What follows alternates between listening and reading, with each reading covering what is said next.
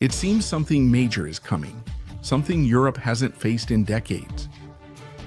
Something so apocalyptic that it could shatter our current world. Signals used to come mostly from one side, but that's changed.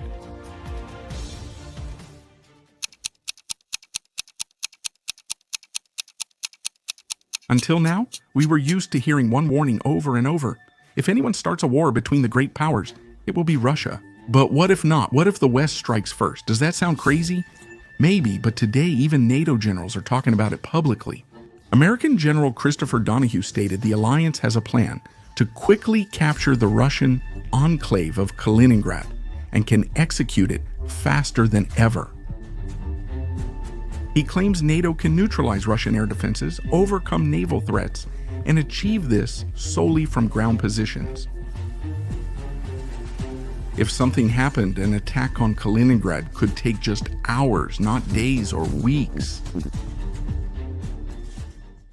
Welcome to Zaharanitsami, where we reveal hidden connections, power struggles, and conflicts shaping our world. In this video, we will look at a terrifying but increasingly realistic possibility. What would a NATO preemptive strike on Russian Kaliningrad look like? How would Moscow respond? And how far could the conflict go? We'll also examine what a preemptive strike means and why it's so dangerously subjective. A NATO attack on Kaliningrad as a preemptive strike. Kaliningrad is a Russian enclave on the Baltic Sea, located between Poland and Lithuania. There's often talk about the Suwałki Corridor, a narrow strip of land that connects the Baltics with the rest of NATO. But there's also another side. Because if the Suwałki Corridor is the West's weak spot, Kaliningrad is Russia's weak spot.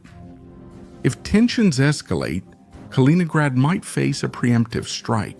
And today, we already know that NATO has a plan for that. General Christopher Donahue openly declared that the alliance knows how to capture Kaliningrad faster than ever before, and that it already has the capability to destroy air defenses and naval threats exclusively from ground positions. But what would it look like if NATO assessed that there was an imminent threat of attack from the Russian side? Let's imagine a hypothetical scenario in which satellite images capture the movement of additional Iskander-M missiles toward the Polish border. Radio intercepts might detect coded deployment orders, while drones at Baltisk's port could spot underground storage construction. Analysts warn Moscow may strike the Suwałki Corridor soon. In such a situation, the alliance could activate a plan, codenamed Baltic Dawn, a preemptive action intended to prevent Russia from pulling the trigger before it's too late. The attack's first phase would be invisible, starting in cyberspace. The aim is to disrupt Russian communication networks, global positioning system radio, and electronic command systems.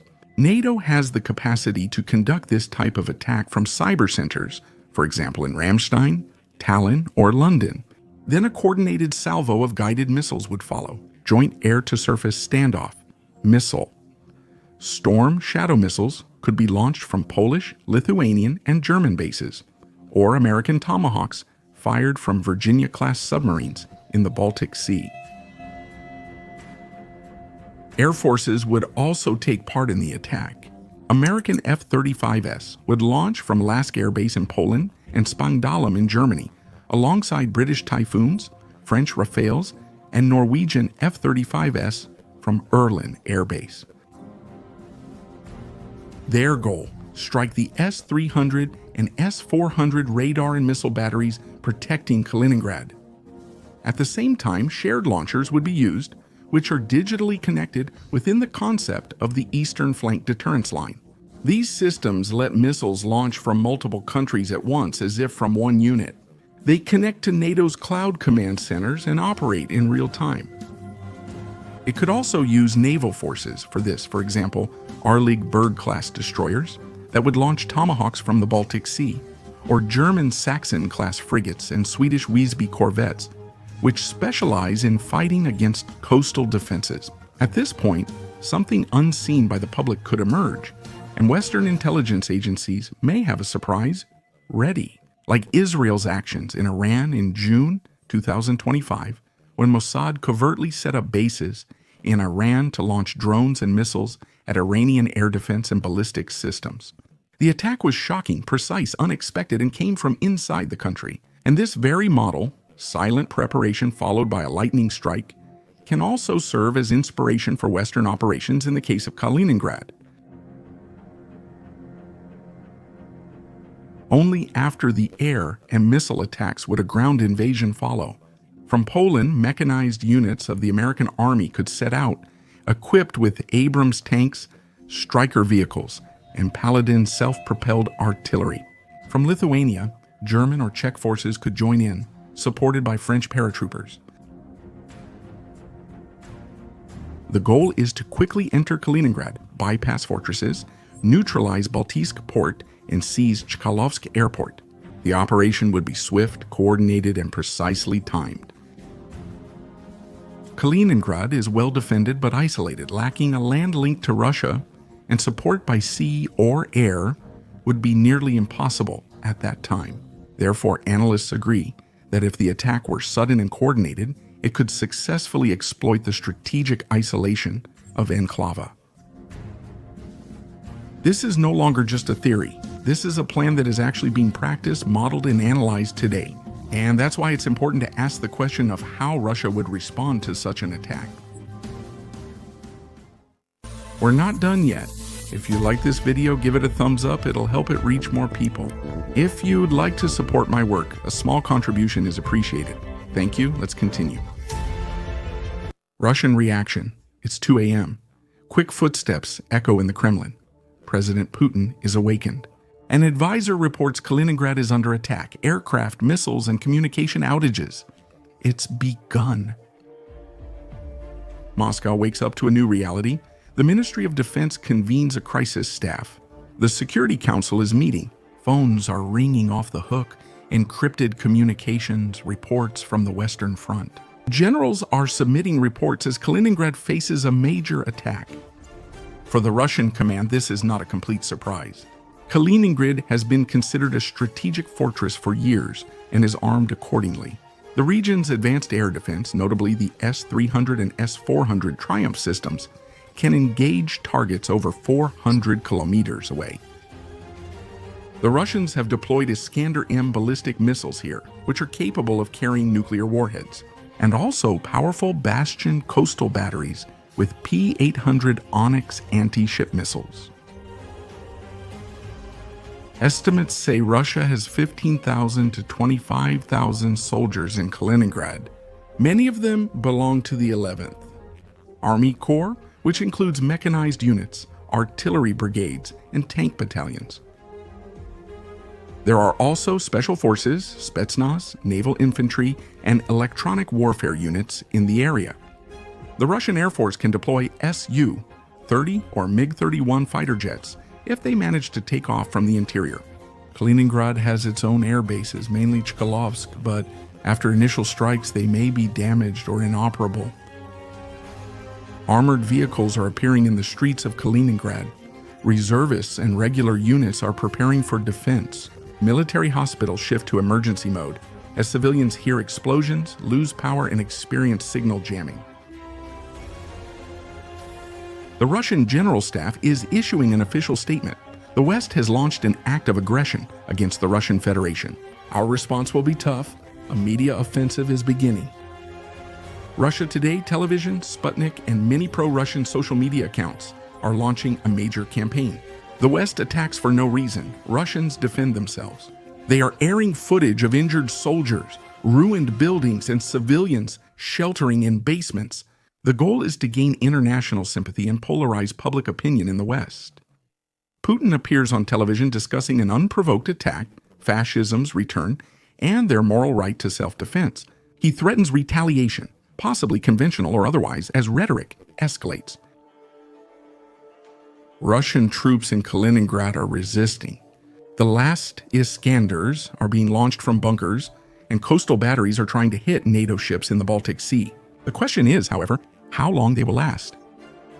If Kaliningrad is isolated and the alliance advances rapidly, the Russian garrison could be cut off. No support, no supplies, under fire from all sides. However, the longer they resist, the more tension builds in Moscow, and the greater the risk of escalation. The story can now branch in several ways, some toward de-escalation, others into darkness. Hour by hour, the Kaliningrad attack timeline. At 2 a.m., everything happened at once. At 2 o'clock a.m., the operation starts. A cyber strike targets Russian systems in Kaliningrad. Meanwhile, JASM Storm Shadow and Tomahawk missile salvos are launched from Poland, Lithuania, Germany, and the Baltic Sea. Simultaneously, F-35 Typhoon and Rafale jets take off toward Kaliningrad. NATO launches simultaneous digital and physical attacks.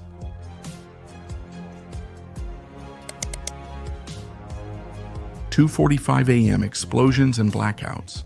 Blasts shake Chkalovsk and Baltiysk bases as 400 radars malfunction. NATO also strikes ammo depots, communication centers, and command nodes. Civilian infrastructure is secondarily affected. Power outages, chaos, darkness.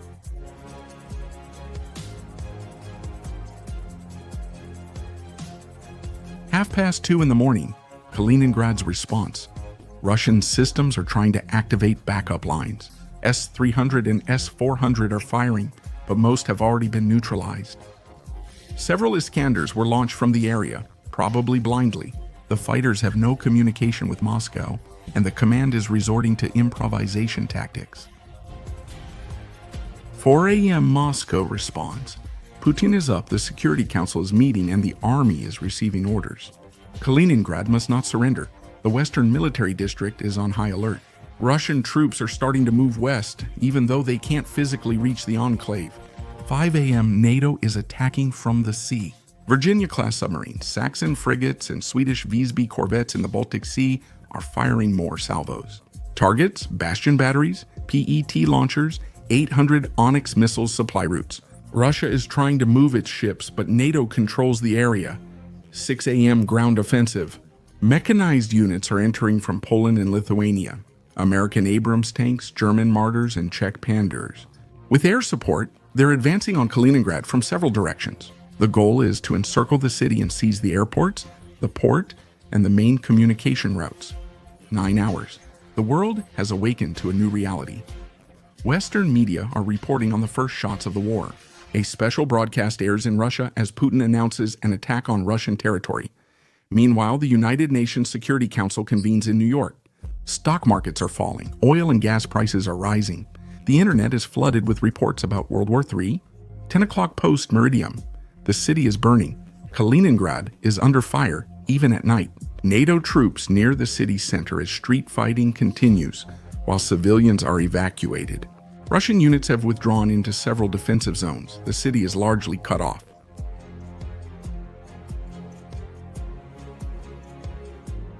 Second day stalemate or escalation. 9 a.m. peace talks. The United States, via Switzerland, proposes de-escalation. Kaliningrad falls in return for force withdrawal and guarantees.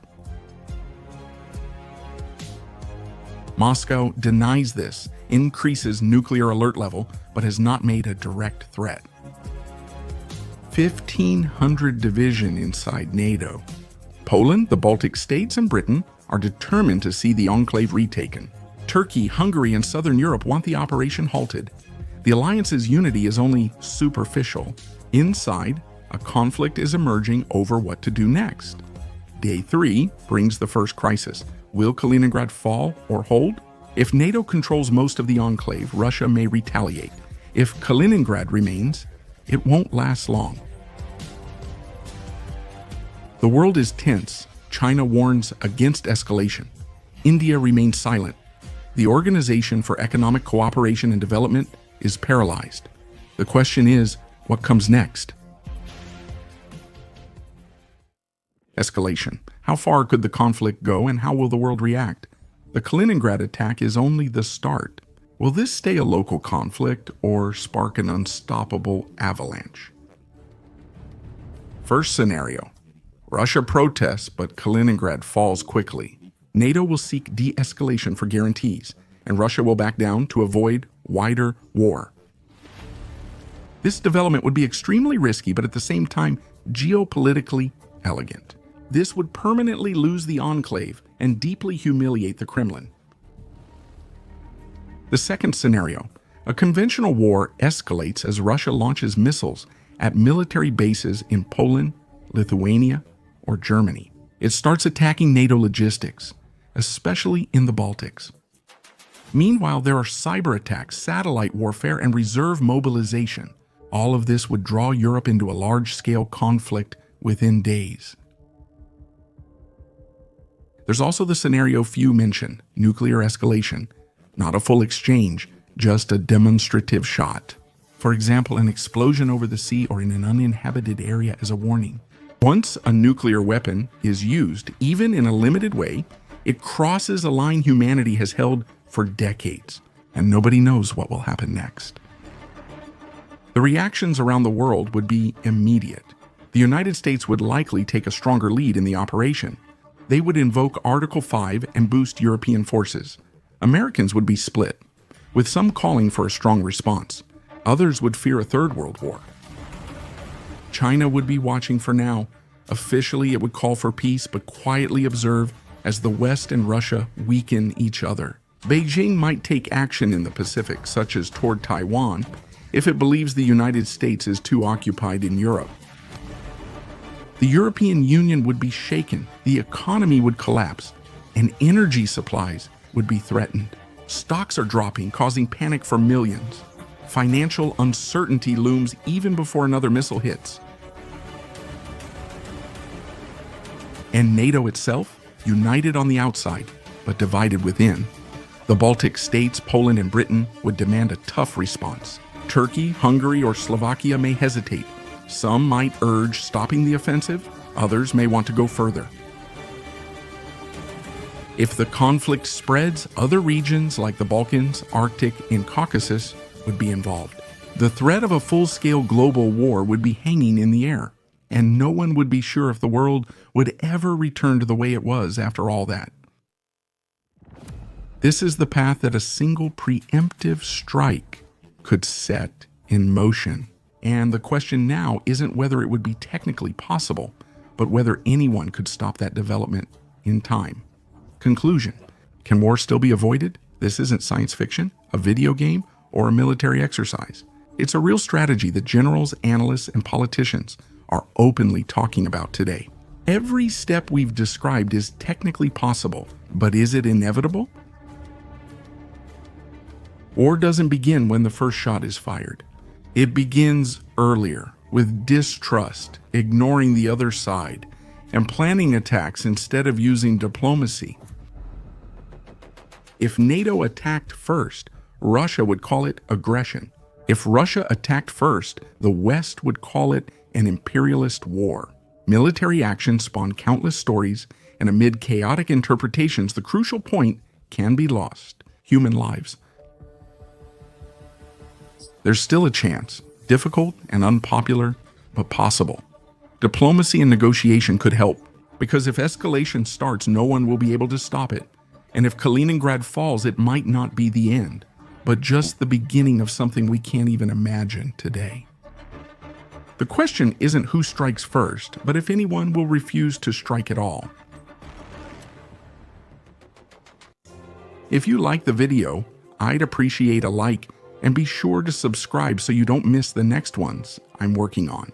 You can support my work with a tip and help the video reach more people by clicking praise. Thank you so much.